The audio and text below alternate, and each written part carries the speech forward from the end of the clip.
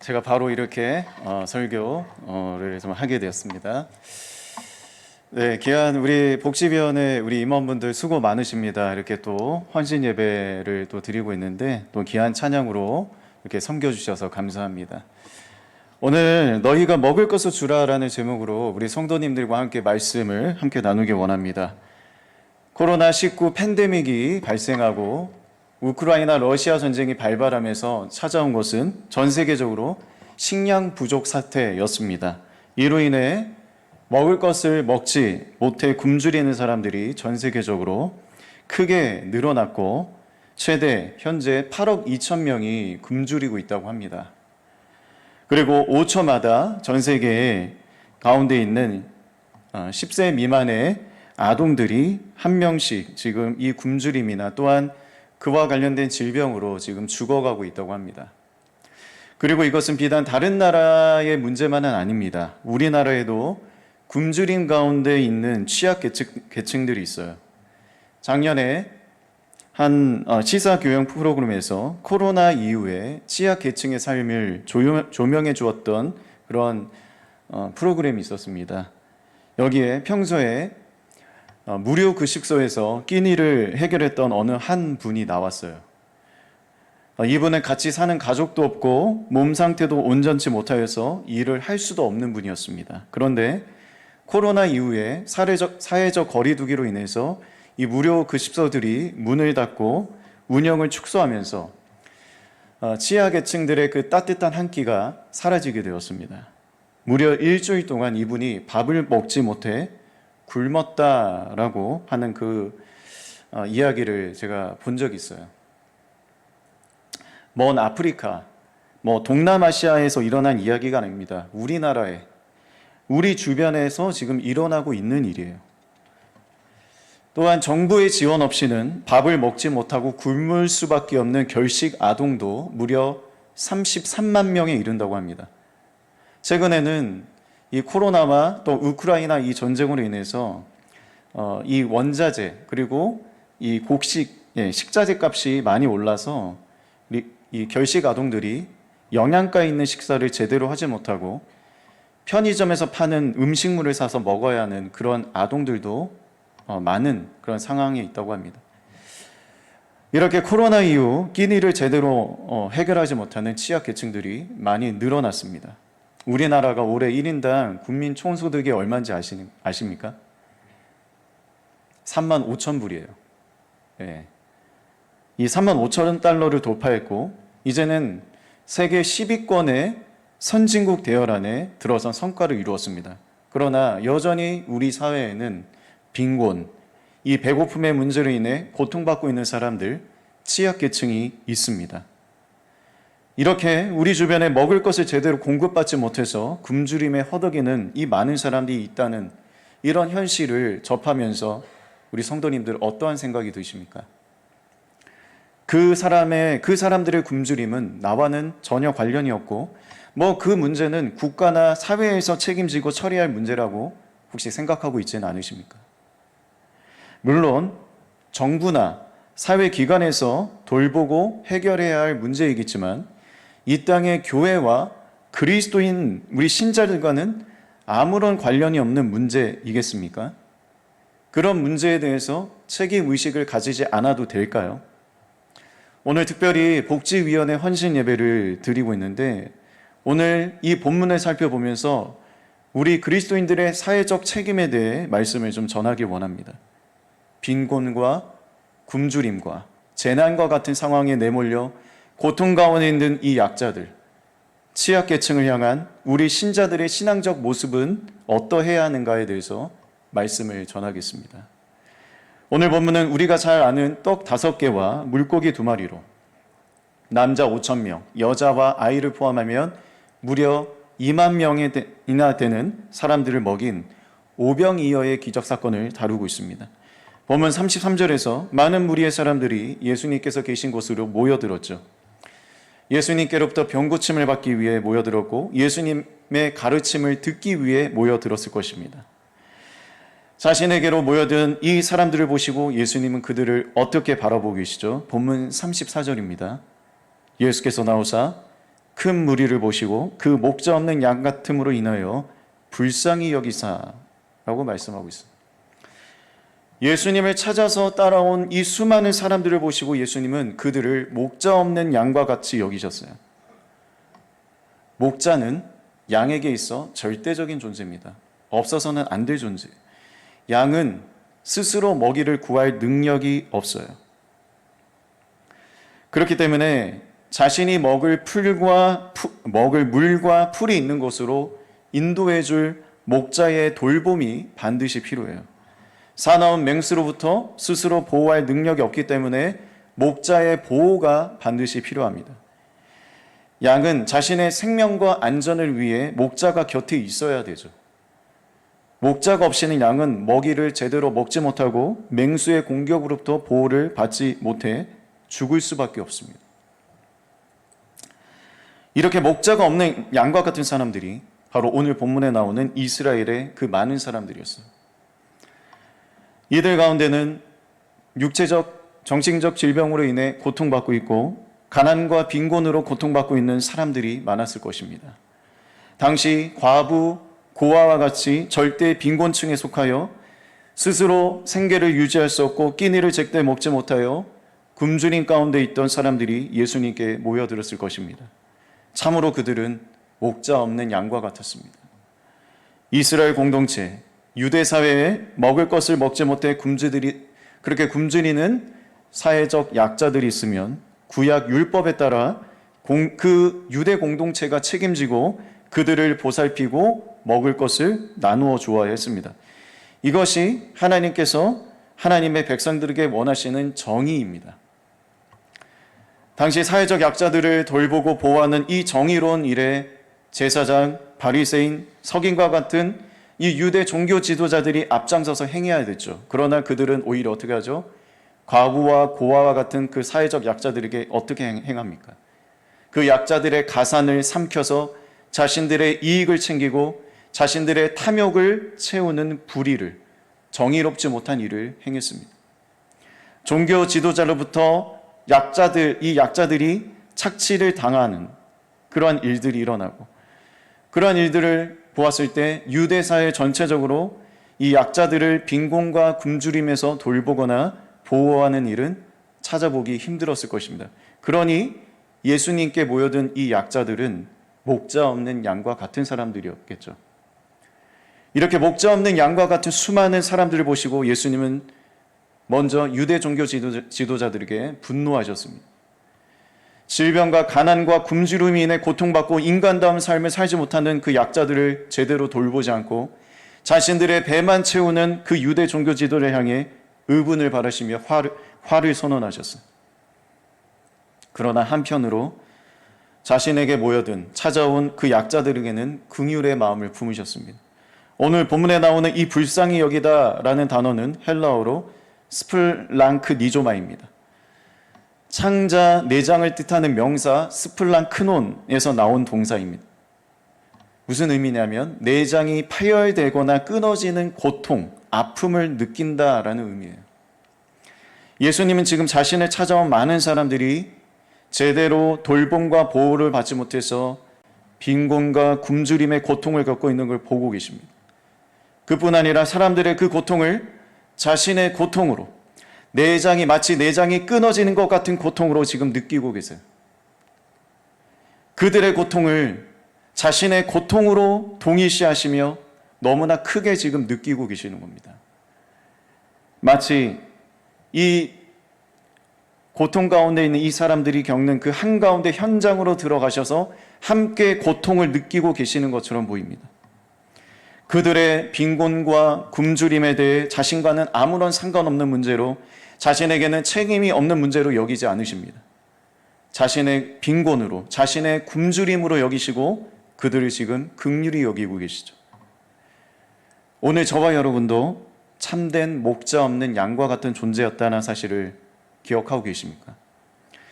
참된 목자이신 예수님께서 목자 없이 영적으로 방황하고 제갈 길로 가고 있던 저와 여러분을 긍휼히 여기셨어요.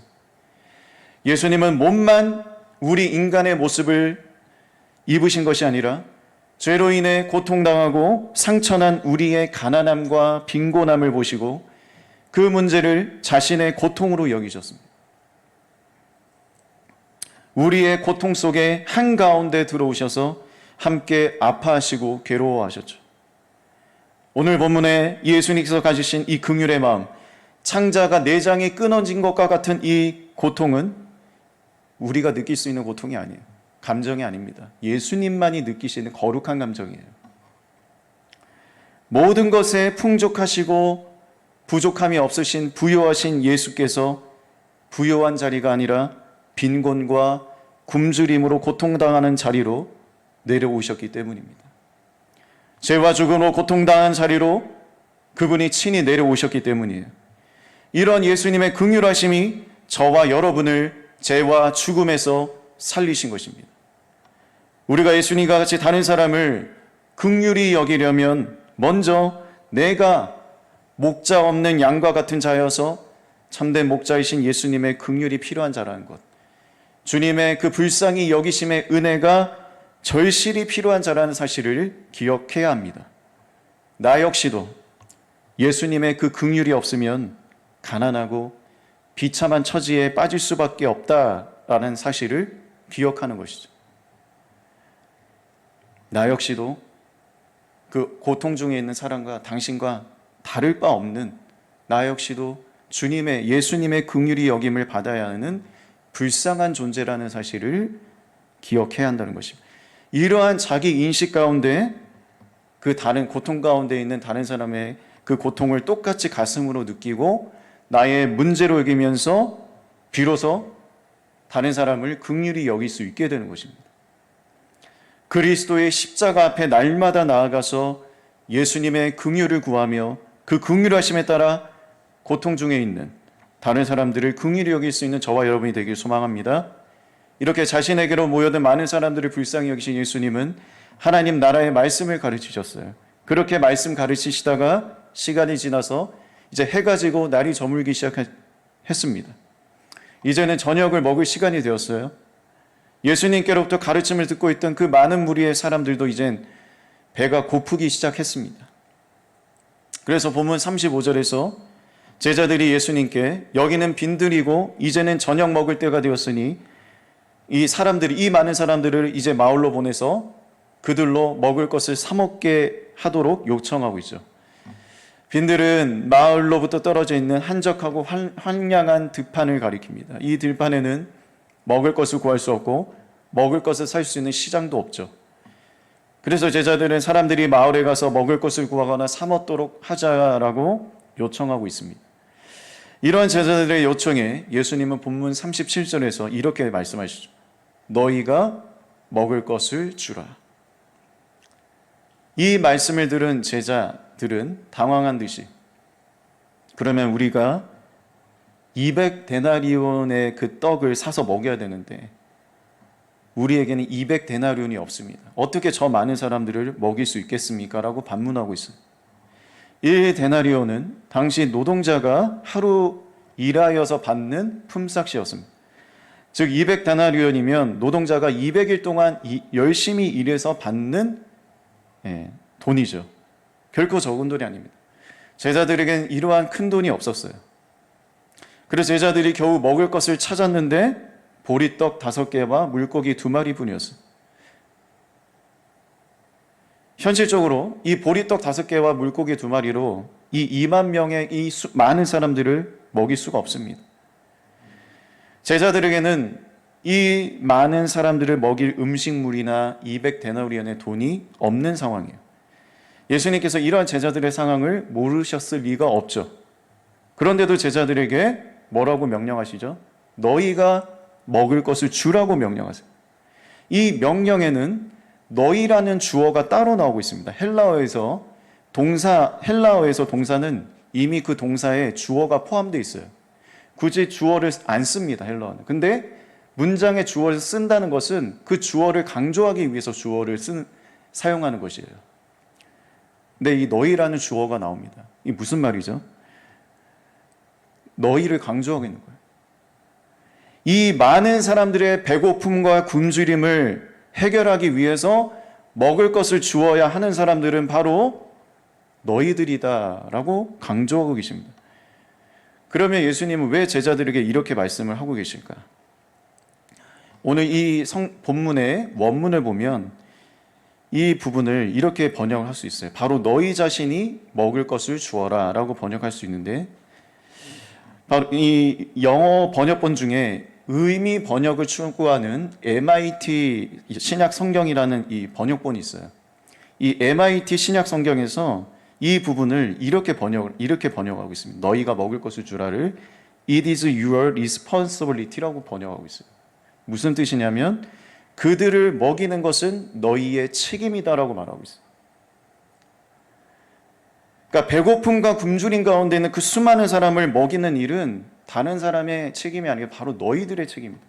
너희가 해야 할 일이다라는 것을 강조하고 있습니다.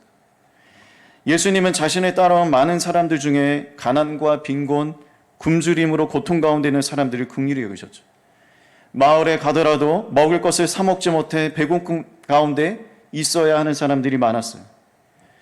예수님은 참된 목자로서 그들을 긍휼히 여기시고 그들의 배고픔을 채우고자 하셨습니다. 그래서 우리가 잘 아는 이 오병이어의 기적을 행하셨어요. 반면에 제자들은 어떻습니까? 끼니를 제때 먹지 못해 음식을 또한 사 먹을 수도 없는 이 사람들을 그냥 돌려보내려고만 하고 있어요. 그 사람들의 빈곤과 굶주림의 문제에 대해서는 자신과는 아무 상관없는 문제로 그렇게 여기며 행동하고 있어요. 내장이 끊어지는 고통을 느끼며 긍휼히 여기는 마음 없이 스스로 그 빈곤과 굶주림을 해결할 수 없는 사람들에게 자신들이 알아서 해결하도록 그저 돌려보내려고만 하고 있는 것이에요. 이러한 제자들에게 굶주림으로 인해 고통 중에 있는 사람들을 긍휼히 여기고 먹을 것을 주어야 하는 일은 바로 너희가 해야 하는 일이다. 너희의 책임이다 라고 말씀하십니다. 오늘날 우리는 이 너희가 먹을 것을 주라고 하신 이 주님의 말씀을 따르고 있습니까? 그 책임을 이행하고 있나요? 이 명령은 당시 오늘 본문에 나온 제자들에게만 주어진 일시적 명령이 아니에요. 가난, 빈곤, 굶주림으로 고통받고 있는 사람들을 긍휼히 여기고 그들에게 먹을 것, 필요할 것을 나누어 주는 책임이 바로 오늘날 교회와 우리 신자들에게 주어진 책임입니다. 이것이 바로 교회와 그리스도인들의 사회적 책임이에요.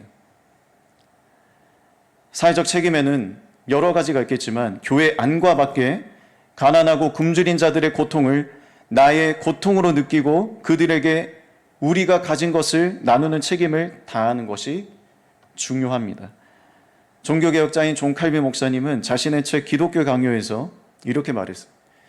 교회가 소유하는 모든 것은 가난한 사람들을 도와주기 위해 쓰여야 한다라고 말했습니다.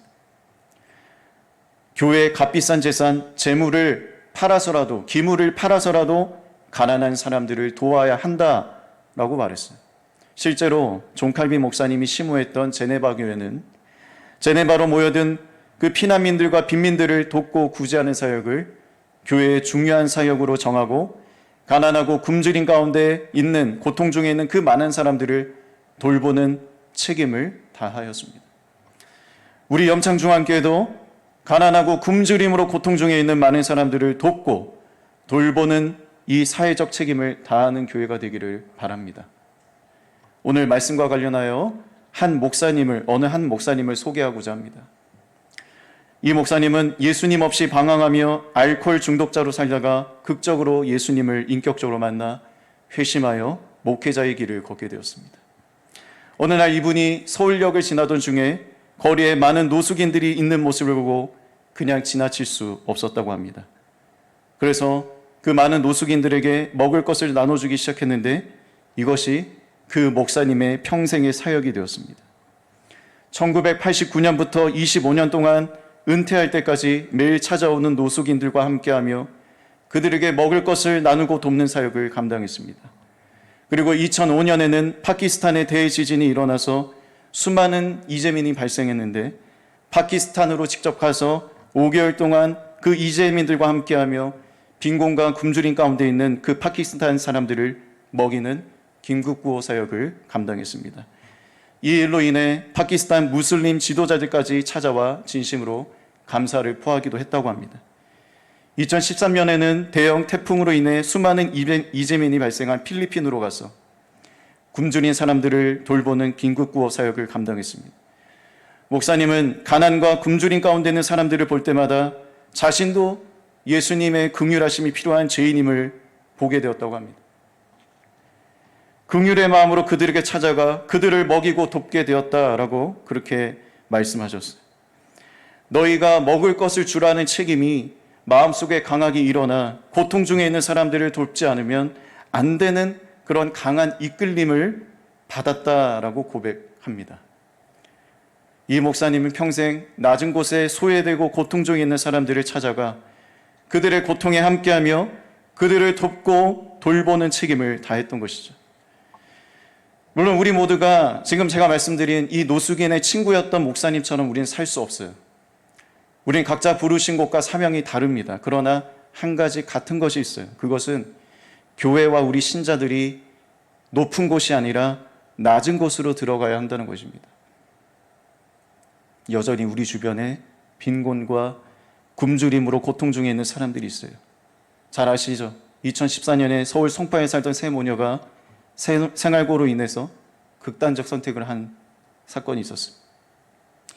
최근에 뉴스를 통해 또 접하게 되었지만 장애 자녀를 둔 엄마가 자녀와 함께 생활고 때문에 극단적인 선택을 했다라는 그런 뉴스도 보게 되었어요.